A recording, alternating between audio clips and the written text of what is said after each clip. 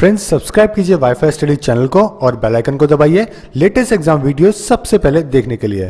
Hello and welcome to all of you in the channel of Wi-Fi Study, changing the way of learning.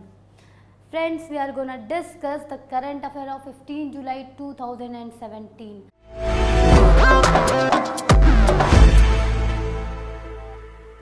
आप देख रहे हैं पिछले 3-4 दिनों से हम लोग कंटिन्यूसली न्यूज़ डिस्कस करते आ रहे हैं। तो आज की न्यूज़, आज का द हिंदू का और कल ऐसी कौन सी घटनाएं हैं जो हमारे एग्ज़ाम के कंपटीशन के पॉइंट ऑफ व्यू से इम्पॉर्टेंट हो सकती हैं, उन पे एक नज़र डालते हैं। तो आज की पहली न्यूज़ की तरफ बढ़ते हैं। Let's see the first news of the day. ये रही आज की पहली न्यूज़। यूरोपियन यूनियन और इंडिया के बीच में ये एक आप देख सकते हैं इन्वेस्टमेंट फंड इस्टेब्लिश करने की बात है। मींस है क्या, एक बार हेडलाइन पे ध्यान देते हैं तो हेडलाइंस कह रही है European Union and India establish to set up a fund for promotion of European Union investment in India. अब देखिए इसमें इंपॉर्टेंट पॉइंट्स क्या है, मैंने बोर्ड पे दिया हुआ है। First and foremost important point is the establishment between European Union and India. Then क्या है, फंड फॉर इन्वेस्टमेंट। अगर कोई इन्वेस्टमेंट के लिए हम फंड एस्टैब्लिश कर रहे हैं तो सबसे पहली चीज़ जो दिमाग में आती है कि फंड का इन्वेस्टमेंट कहाँ से कहाँ तक हो रहा है, तो that is to promote EU investment in India. Means European Union का जितना भी इन्वेस्टमेंट इंडिया में हो रहा है उसके लिए ये फंड बनाया गया है। अब फंड का नाम क्या है, तो दैट इज IFM। सबसे इंपॉर्टेंट चीज़ है, इसका फुल फॉर्म पूछा जा सकता है। It is investment facilitation mechanism. किस तरह के क्वेश्चंस फॉर्म हो सकते हैं, आप एक बार इसकी स्नैपशॉट इसका ले लीजिए, फिर हम इसको डिटेल में बताते हैं। बिल्कुल, अब देखते हैं सवाल क्या फॉर्म होगा। सबसे इजी क्वेश्चन सर जो फॉर्म होगा that is full form of IFM। IFM का फुल फॉर्म डायरेक्टली ना पूछे, इस तरह पूछेगा recently European Unions and India has been recently establish a fund management. What is the name of that investment fund? Yeah, what is the full form of that IFM? Then that is investment facilitation mechanism. Investment facilitation mechanism को दिमाग में बिठा लीजिए। सबसे important question EU और India के बीच में हुआ है। दूसरा, और किस लिए हुआ है, EU का इन्वेस्टमेंट इंडिया में प्रमोट करने के लिए, to promote EU investment in India. इससे ज़्यादा कोई भी इंपॉर्टेंट पॉइंट नहीं था जो आपसे मैं डिस्कस करूँ। चलते हैं आज की अगली खबर पे। ये रही आज की अगली न्यूज़। अगली न्यूज़ है आपकी NIIF के बारे में।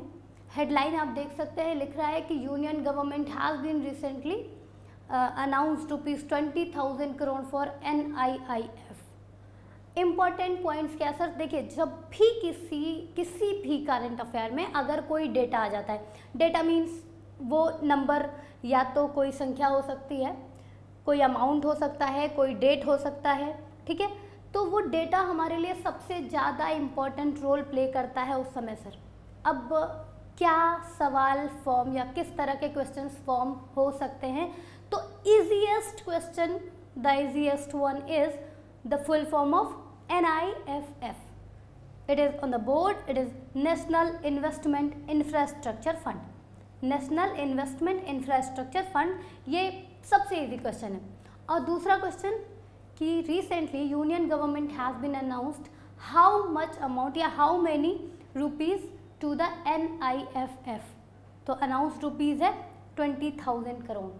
ये फंड क्या होता है, तो नेशनल इन्वेस्टमेंट इंफ्रास्ट्रक्चर फंड के अंदर जो भी पैसे आते हैं उसका इस्तेमाल, आप देख सकते हैं नाम से ही क्लियर है, नेशनल लेवल पे जितना भी इंफ्रा का काम होगा उसमें इन्वेस्ट करने के लिए इस फंड का एस्टैब्लिशमेंट किया गया है। रिपीटेड, नेशनल लेवल पे जितना भी इंफ्रा का काम होगा उसमें इन्वेस्टमेंट करने के लिए जो फंड गवर्नमेंट ऑफ इंडिया देती है दैट इज़ NIFF। और ये अनाउंसमेंट मैंने यहाँ पे FM लिखा है, फाइनेंस मिनिस्टर जी ने किया है, और ये डिपार्टमेंट ऑफ इकोनॉमिक अफेयर्स के अंडर में आता है। Sir department of economic affairs का नाम आ रहा है, तो अभी हमने आपको कल ही बताया था इसमें सचिव नियुक्त हुए हैं, तो that is mister Subhash Garg. कल ही इस पर डिस्कशन हुआ था, रिसेंट अपॉइंटमेंट है और अभी इस मीटिंग में ये अनाउंसमेंट की गई है। दोनों पॉइंट इंपॉर्टेंट याद रखिएगा, 20,000 NIIF का full form. Let's see the next news of the day. ये रही आज की तीसरी न्यूज़ और इस न्यूज़ में बताया गया है कि training centre high speed rails के लिए गुजरात में अनाउंस किया गया है। मींस हाई स्पीड रेल्स जो चलने वाली हैं उनका ट्रेनिंग सेंटर बनाया गया है गुजरात में, या बनाया गया है कहना सही नहीं होगा, अनाउंस किया गया है, प्रपोज्ड है कि गुजरात में बनेगा। न्यूज़ में इतनी डिटेल थी सर कि 2020 से ये ट्रेनिंग सेंटर स्टार्ट हो जाएगा। इट मीन्स कि 17 चल रहा है, 3 इयर्स का टाइम उसके बनने में लगेगा, 20 से ऑपरेशन स्टार्ट हो जाएंगे। कहाँ से कहाँ तक ये हाई स्पीड रेल चलेगी सर? तो हाई स्पीड रेल आपकी चल सकती है, चल सकती क्या है, चलेगी sure from Mumbai to Ahmedabad, यानी रूट है उसका मुंबई से अहमदाबाद। आप देख सकते हैं मैंने यहाँ पे लिखा क्या है, मैंने यहाँ पे लिखा हुआ है 2023 बुलेट ट्रेन। अब बुलेट ट्रेन 2023 का क्या मतलब है? तो सर आपने सुना होगा, अक्सर लोग बात करते हैं और कहते हैं मोदी जी कह रहे थे बुलेट ट्रेन चलेगी, बुलेट ट्रेन चलेगी, चली तो नहीं अभी तक, 3 साल होने को है। तो सर चलेगी, उसका टाइमिंग है 2023 में चलेगी, 20 में ये ट्रेनिंग सेंटर स्टार्ट होगा, 23 में बुलेट ट्रेन चलेगी और उसी का रूट है मुंबई से अहमदाबाद का। इंपॉर्टेंट पॉइंट्स, ट्रेनिंग सेंटर कहाँ होगा? गुजरात में। रूट क्या होगा हाई स्पीड रेल्स का? तो मुंबई टू अहमदाबाद का रूट होगा। और कब से ये बुलेट ट्रेन स्टार्ट होगी? 2023 से होगी। और ट्रेनिंग सेंटर कब से स्टार्ट होगा? तो 2020 से होगा। इसके अलावा इस न्यूज़ से कोई भी पॉइंट आपके एग्जाम में आने के लिए इम्पॉर्टेंट नहीं है। डन। सिंपल क्वेश्चन फॉर्म होगा, वो ये होगा कि recently government has been announced the high speed railway training centre at which place? तो answer will be Gujarat sir. देखते हैं आज की अगली न्यूज़ क्या है। ये रही आज की अगली स्लाइड। इस न्यूज़ में क्या है आपके लिए? तो ये न्यूज़ आप जैसा कि बोर्ड पे देख सकते हैं, मैंने कई चीज़ का फुल फॉर्म लिखा हुआ है। First DIPP, TISC, then WIPO। Done. अब ये सारे नाम क्यों हैं, किस लिए हैं, तो उसके लिए एक बार बात कर ली जाए। तो अभी कल की न्यूज़ है, कल की न्यूज़ है और आज के न्यूज़पेपर में आई थी कि DIPP ने पंजाब गवर्नमेंट के साथ सिग्नेचर करके ये अनाउंसमेंट किया है कि देश का पहला TISC पंजाब में बनेगा। अब TISC क्या है, DIPP क्या है, उस पर डिस्कशन होगा। उसके पहले आप एक नज़र बोर्ड पे डाल लीजिए, आप चाहिए तो इसका एक स्नैपशॉट ले लीजिए। डन। अब देखिए क्या है DIPP पे कल परसों की न्यूज़ में भी मैंने चर्चा की थी। It is department of industrial policy and promotion. इसने अनाउंस किया है TISC खुलने का। देश का पहला TISC है सर। TISC का जिक्र इसके पहले इस साल के बजट में ऑलरेडी किया जा चुका है कि देश में ट्रेनिंग, इस तरह का ट्रेनिंग सेंटर खोला जाएगा। अब ये TISC क्या है? तो this is technology and innovation support centre. Technology and innovation support centre sir, technology and innovation. अब आपके देश में जितने भी टेक्नोलॉजी है, जितना भी इंटेलेक्चुअल प्रॉपर्टी है, उसको सपोर्ट करने के लिए सेंटर बनेंगे। मींस अगर देश में बात की जाए तो मैंने लिखा to boost creativity and innovation in India, to boost creativity and innovation in India. अब सारे न्यूज़ को अगर एक लाइन में मैं बता दूं तो DIPP ने पंजाब में पहला technology and innovation support centre खोलने की बात की है, जिसका उद्देश्य है देश में क्रिएटिविटी और इनोवेशन को बढ़ावा देना। और ये सारा कार्यक्रम WIPO के अंतर्गत हो रहा है, that is world intellectual property organisation. Done. International level पे वर्ल्ड इंटेलेक्चुअल प्रॉपर्टी ऑर्गेनाइजेशन आपको कोऑपरेट कर रही है कि आप ये चीज़ ओपन कर सको। डन। TISC का जिक्र ऑलरेडी इस साल के बजट में हो चुका है सर, और ये इस बजट के अनुसार पहला TISC पंजाब में बन रहा है। क्वेश्चन क्या फॉर्म होगा? Which of the following state या which of the following place has been recently announced to be the first centre of TISC, and your answer will be Punjab. Done. Let's see the next news of the day. I am back here for this news. ये news क्या है? ये news है SBI के बारे में। आपके लिए खुशखबरी है। खुशखबरी ये है सर कि SBI ने 1000 रुपये तक का जितना भी हम IMPS से फंड ट्रांसफ़र करते थे उस पे से किसी भी तरह का कोई भी चार्ज हटा लिया है, जो कि पहले 5 रुपये हुआ करता था। एक बार आप स्क्रीन का स्नैपशॉट ले लीजिए, फिर हम डिटेल में बात करते हैं। हो गया? चलिए अब देखिए क्या लिखा है। It is SBI, state bank of India. Recently काफ़ी सारे मर्जिंग की वजह से काफ़ी दिनों तक न्यूज़ में भी रहा था और ये हमेशा ही न्यूज़ में रहता है। इंपॉर्टेंट क्या, हमने कहा IMPS, तो IMPS का फुल फॉर्म जान लेते हैं। It is immediate payment system.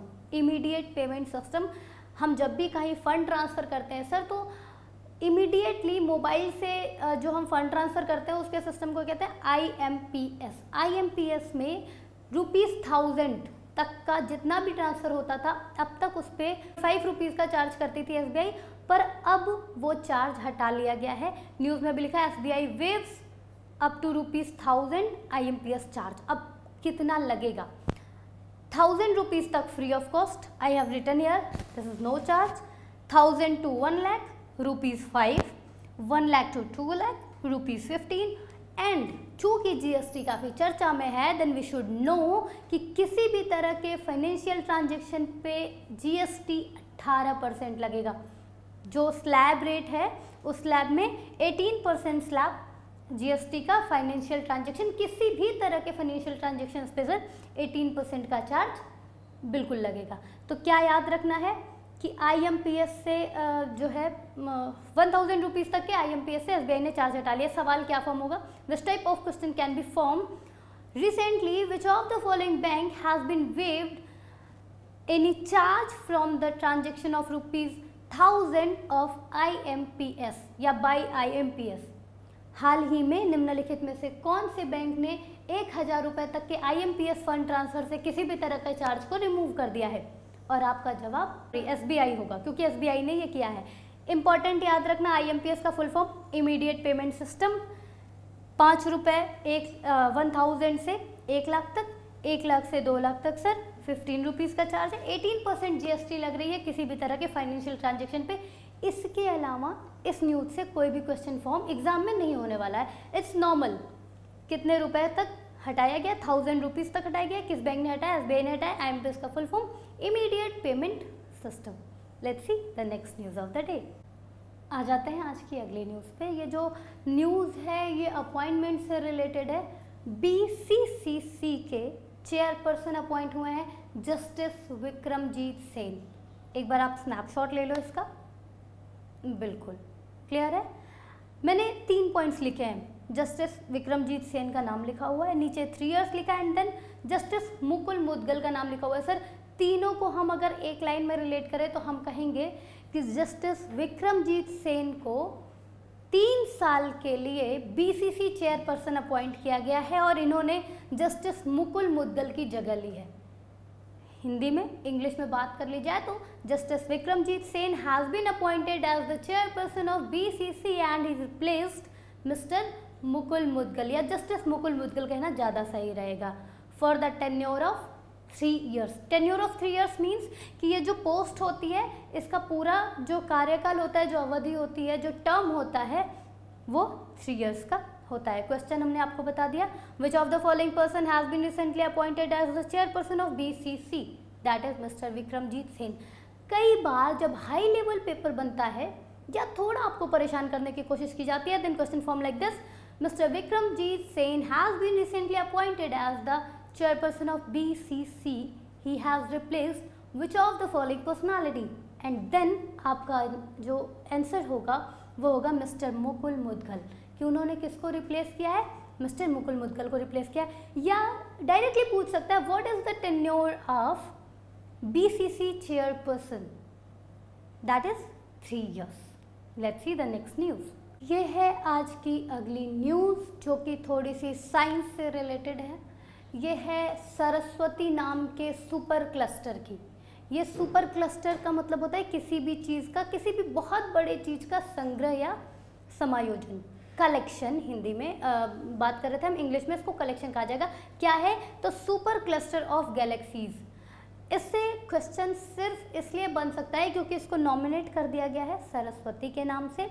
इसकी डिस्टेंस अर्थ से दिखाई गई है 4 billion light years away, 4 billion प्रकाश वर्ष जिसको हिंदी में कहते हैं, दूर है ये धरती से। आपको भी पता है धरती से आकाश तक की दूरी को हम जनरली प्रकाश वर्ष में ही काउंट, जनरली क्या स्पेशली हम प्रकाश वर्ष में ही कैलकुलेट करते हैं। और इससे रिलेटेड एक फैक्ट है, वो पॉइंट ये है कि पहला सुपर क्लस्टर जो अभी तक ढूंढा गया है, खोजा गया है, वो 1989 में सबसे पहला क्लस्टर था और अभी आफ्टर दैट कई सारे किए गए, पर इस क्लस्टर की खासियत ये है कि ये पहला ऐसा क्लस्टर है सरस्वती जो सबसे दूर और सबसे ज़्यादा गैलेक्सीज का समूह है। तो क्वेश्चन क्या फॉर्म होगा कि which of the following option has been named as super cluster of galaxies, then your answer will be Saraswati. क्या दूरी है ये सिर्फ जानते रहिए, कभी पूछेगा नहीं। 4 बिलियन लाइट ईयर्स की दूरी है अभी तक का सबसे फार्देस्ट एंड सबसे, जिसको हम कह सकते हैं फार्देस्ट अवे या बिगेस्ट अवे, अभी तक का सबसे बड़ा सरस्वती नाम का सुपर क्लस्टर ढूंढा गया है। सर ज़्यादा परेशान नहीं होना है, सिर्फ नाम याद रखना है, इससे इसके अलावा कोई भी क्वेश्चन दूसरा फॉर्म नहीं होगा। आ जाते हैं आज की अगली न्यूज़ पे। This is the next news. ये न्यूज़ आपकी जो आपके सामने दिख रही है ये मिस्टर किशोर सांसी के बारे में है। किशोर सांसी जो कि MD एंड CEO के रूप में इस समय कार्यभार संभाल रहे हैं विजया बैंक का। इनको स्कॉच कंसल्टेंसी की तरफ से पर्सनालिटी ऑफ द ईयर का अवार्ड दिया गया है। चूँकि किसी भी वजह से विजया बैंक न्यूज़ में आ चुका है तो it's our responsibility to know where is the headquarter of Vijaya bank और what is the tagline of Vijaya bank. So let's see where is the headquarter. Headquarter is in Bengaluru and tagline जानना बहुत जरूरी sir. एक bank का tagline banking examination में generally पूछ लिया जाता है। तो a friend you can bank upon, a friend you can bank upon is the tagline. Bengaluru is the headquarter of Vijaya Bank and Mr. Kishore Sansi is the MD and CEO of Vijaya Bank. सवाल या क्या question form हो सकता है, which of the following person has been recently nominated for the personality of the year award by Scotch Consultancy? Your answer will be Mr. Kishore Shanxi. या सीधा सीधा पूछ दे स्टैटिक जीके के नाम पे, चूंकि ये न्यूज़ में आ चुके हैं तो स्टैटिक जीके बन सकता है कि what is the name of MD and CEO of Vijaya bank. Vijaya bank news में है तो उसकी टैगलाइन, उसका हेडक्वार्टर, उसके MD CEO तीनों से स्टैटिक जीके बन सकता है और मिस्टर किशोर सांसी का नाम देके अवार्ड पूछ सकता है, अवार्ड का नाम देके मिस्टर किशोर सांसी का नाम पूछ सकता है। इसके अलावा इससे कोई भी अनदर क्वेश्चन फॉर्म होने का कोई भी चांस नहीं है sir. Let's see the next and the last news of the day. ये आज की आखिरी न्यूज़ बुक्स पे है। हमने आपको लास्ट डे भी बताया था कि एक बुक का नाम ज़रूर आता है और रिसेंट रिलीज बुक का नाम आने के चांसेस थोड़े से ज़्यादा होते हैं, थोड़े से ज़्यादा। ओके तो देखते हैं क्या है आज की बुक। तो आज की बुक का नाम है प्रेसिडेंट्स लेडी। बुक का नाम ही है प्रेसिडेंट्स लेडी, जो कि बुक लिखी गई है मिस्टर प्रणब मुखर्जी की वाइफ के नाम पे, जो कि अभी है नहीं, उनके नाम के आगे लेट है। I hope you understand what's name, that Suvra Mukherjee, late Suvra Mukherjee के ऊपर लिखी गई बुक है, written by Sangeeta Ghosh. Important क्या, बुक का नाम दे के पूछ सकता है कि हु इज़ द राइटर, या बुक का नाम दे के पूछ सकता है कि किस पर्सनालिटी पे बेस्ड है। तो नाम पढ़ के आपको ये तो समझ में आएगा कि प्रेसिडेंट्स लेडी है तो जो भी प्रेसिडेंट हैं इस समय उनकी वाइफ के नाम पे, बट उनकी वाइफ का नाम आपको नहीं पता होगा। दैट्स वाई मैंने यहाँ बोर्ड पे लिख दिया है लेट सुव्रा मुखर्जी, जिनके नाम पे ये बुक पब्लिश की गई है। तो written by, authored by, penned by हमने डिस्कस किया था। Miss Sangeeta Ghosh is the writer of president's lady. Which of the following person has been written the book president's lady, and your answer will be बिल्कुल Sangeeta Ghosh.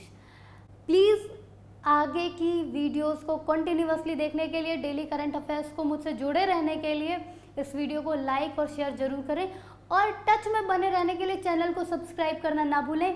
Thank you for watching.